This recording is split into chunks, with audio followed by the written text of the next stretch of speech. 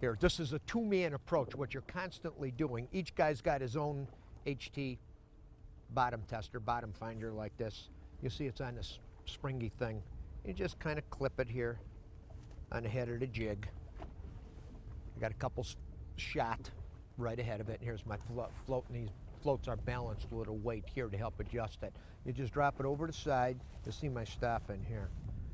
And just keep going, going, going, going. Now watch. Now watch where the float is at. Bing. You can see where I stop. You can see my float from my line. That's right there. You see where the float is? It's right. I'll just reel it down. From the tip of my rod to that float is where the bottom is. That'll put me about a foot above the fish. Perfect. Perfect. And it's so important to be real close to above those fish, preferably as close as you can. Generally about a foot seems to make the best sense. And that leech just kind of sits there and wobbles and wiggles like that. And he's got a bite on it. Okay, did you see it hit? What, look, there's one going. All you do is lift. These fish are a little higher on a break here, Jim. Feels like a good one. You know, the popularity of float fishing for walleye started on Mille Lacs Lake in Minnesota, and I'll tell you what, it's really, really grown. People all over the country are doing it. They're fishing them in weeds, they're fishing them in deep water like we're doing now. Guys are learning how to use them in really, fish. You know, heavy wooded areas and reservoirs. It is such a unique system of fishing for walleyes, and it is so deadly whether you're deep or shallow. It really doesn't make a difference. The system is the important part of it. There's a lot of different slip floats on the market today. For walleye fishing, the Mille Lacs Slider features a lengthened shaft, making it more suitable for windswept water. Thin stem floats with a fat body are right for lighter wind conditions. One of the more important facets of slip float fishing is balance. Generally, you want to put enough split shot below the float so it goes down with a minimal amount of resistance. For stem floats, fill makes add-on weights to quickly balance your float. As far as the business end of this rig, stealth is the name of the game.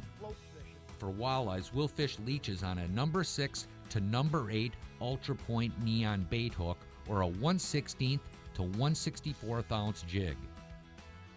Well, you know, I remember years ago when float fishing started to become popular, I thought, man, I can come around and Lindy rig circles around these guys.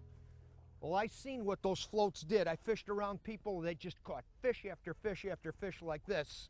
And I would come through and rigging these fish or pulling spinners or plugs. And when the float bite is right, there is nothing, and I mean nothing, that can equal it. Oh, beautiful fish. Huh? I mean, it's such a simple yet deadly way of fishing. The key to it, it's leaving live bait right in front of that fish's nose for a long period of time. And for neutral the negative fish, there is no better way I know to catch walleyes than with a float. Since your walleye fishing success is directly related to how lively your leeches are, it always pays to give them a little TLC. Here's a few simple guidelines to keep your leeches raring to go. Leeches will shrink in size if they're too active, so it's best to store them in a leech tamer because it restricts their movement.